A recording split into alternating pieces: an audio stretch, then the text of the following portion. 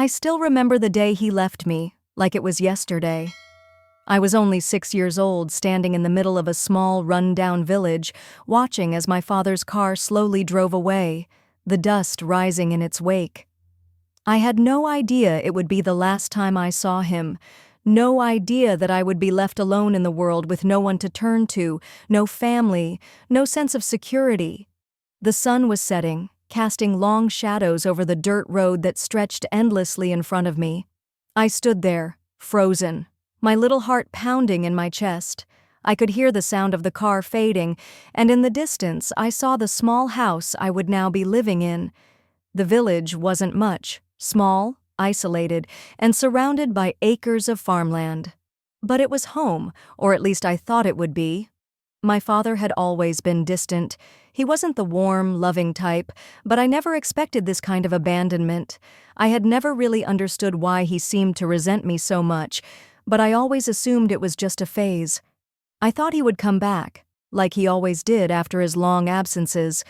But today was different. This time, there was no returning.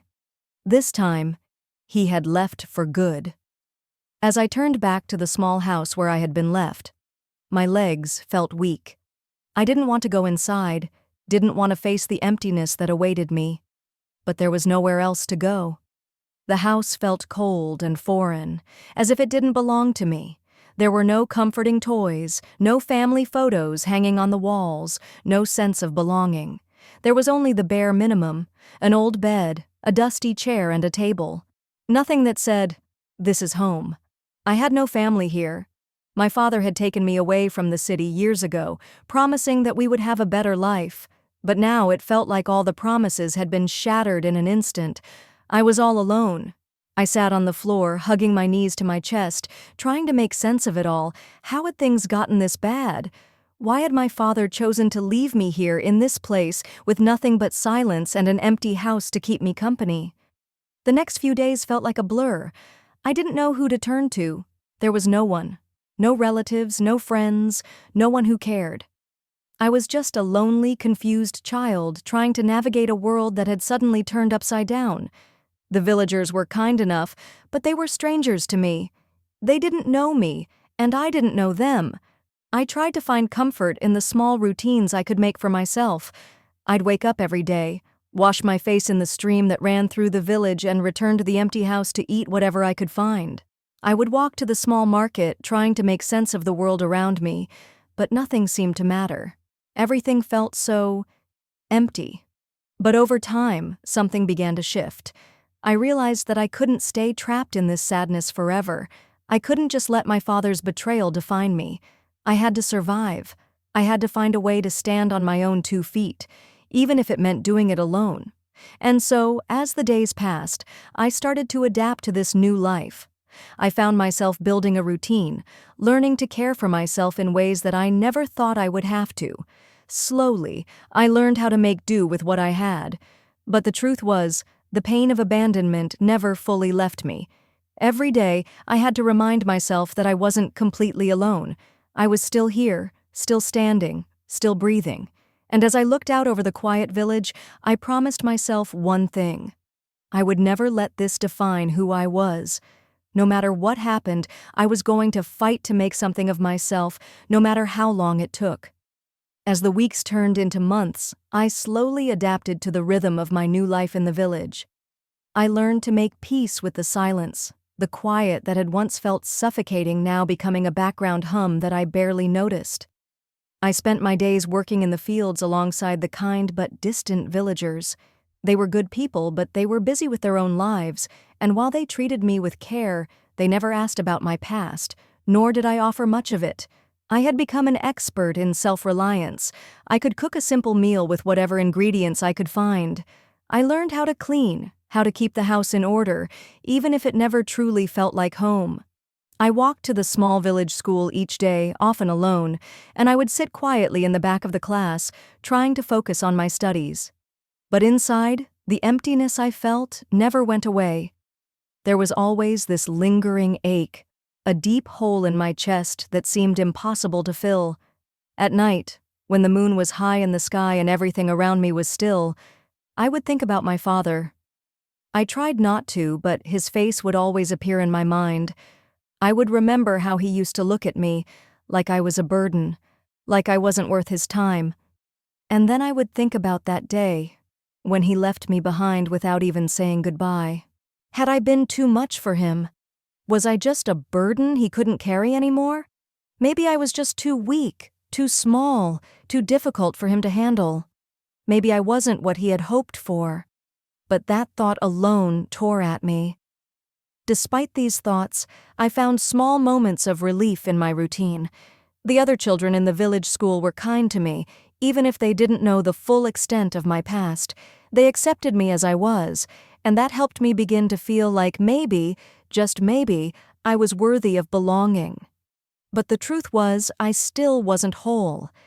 I hadn't forgiven my father, and I wasn't sure if I ever could. One day, as I was walking back from school, I heard a voice calling me. I turned to find an older woman, her hair gray and her face lined with the years, standing at the edge of a small garden. She looked at me with a warm smile, and I couldn't help but feel a little out of place as she waved me over. "You there?" she called. "I'm Mrs. Jacobs. I've seen you around. You're new to this village, aren't you?" I nodded, unsure of how to respond. I wasn't used to strangers talking to me, especially not with such warmth. "I noticed you walking past my garden every day," she continued, "and I thought maybe you'd like to help me with some of the work here. I don't have anyone to help me, and I could use some company." I hesitated for a moment. I wasn't sure if I should. It felt strange to accept help, but something about her kind eyes made me feel like I could trust her, and besides, I had nothing else to do. "I'd be happy to help," I said, feeling the smallest hint of something I hadn't felt in a long time. Hope. Over the following weeks, I spent more and more time at Mrs. Jacobs' house. Her garden became a place where I felt safe, a place where I wasn't judged for the past I carried. She never asked me about my life, not directly, anyway, but I could tell she knew. She treated me with such care, and each time we worked together, I felt like I was finally starting to piece myself back together. One day, as we sat on her porch, eating homemade bread and jam, Mrs. Jacobs looked at me thoughtfully. "You know," she said, "I don't know what happened to you, but I can see you're a strong young woman. Sometimes life gives us difficult lessons, hard ones. But I want you to know something." She paused, her eyes locking onto mine. "You are not defined by the people who leave you. You're defined by how you rise after they leave." Her words hit me harder than I could have expected. I had been holding on to the idea that my father's abandonment defined who I was, that it had set the course of my life in stone. But in that moment, I realized I didn't have to let it control me. I didn't have to be a victim of my past. I could choose to rise. "I'm trying," I said quietly. "But it's hard. It feels like every time I try to move forward, I'm just stuck." She smiled kindly, nodding. "Of course it's hard, but you're moving, aren't you? You're taking steps even when it feels like you're standing still." For the first time in a long time, I allowed myself to believe that maybe there was something more for me out there. Maybe I wasn't as broken as I thought. Maybe I could make a life here, despite the scars from my past. Maybe I could finally start healing. Days turned into weeks, and weeks into months. Slowly but surely, I began to heal. Mrs. Jacobs' kindness had become my sanctuary, and I had started looking at the world differently. I no longer saw myself as an orphan, someone abandoned by her father, left to wither away in a small village. I was starting to see that I was capable of more than just surviving. I could thrive. My days were spent working on the farm, helping Mrs. Jacobs with her garden, and attending the village school. But at night, when the moon rose high in the sky, I found myself thinking about my father. The pain of abandonment had never really left me. I would lie awake for hours, staring at the ceiling, questioning everything about the life he had left behind. Why had he chosen to leave me? Why had he never come back to get me? But as the seasons changed, I realized something. The more I questioned him, the more I was staying stuck in the past. I had been living in the shadow of what he did to me for so long, and it was time to stop. The anger and hurt I held inside were like chains, weighing me down, preventing me from moving forward. One day, as I was walking through the village, I came across a small gathering at the local community center. Curiosity got the better of me, and I stopped to see what was happening. The villagers were gathered around, discussing something about the upcoming festival, and I found myself drawn in by the energy of the crowd.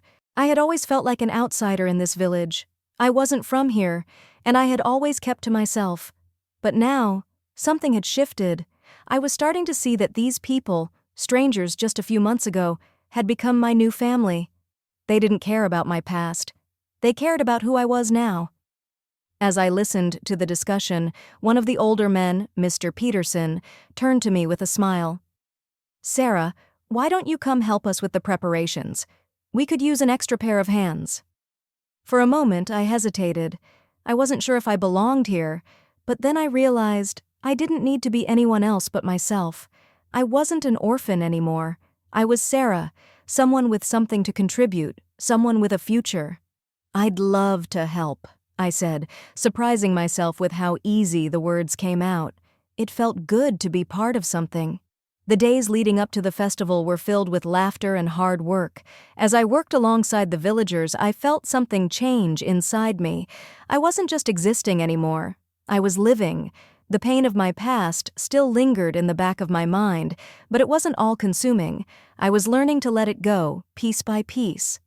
The night of the festival arrived, and for the first time in years, I allowed myself to enjoy the moment.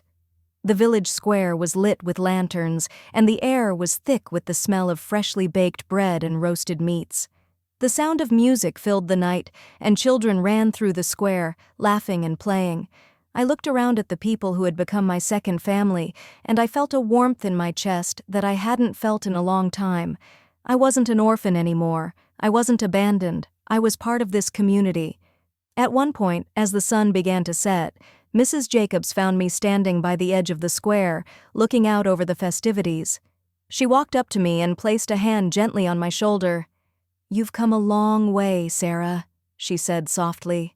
"I'm proud of you." I looked at her, my eyes filled with gratitude.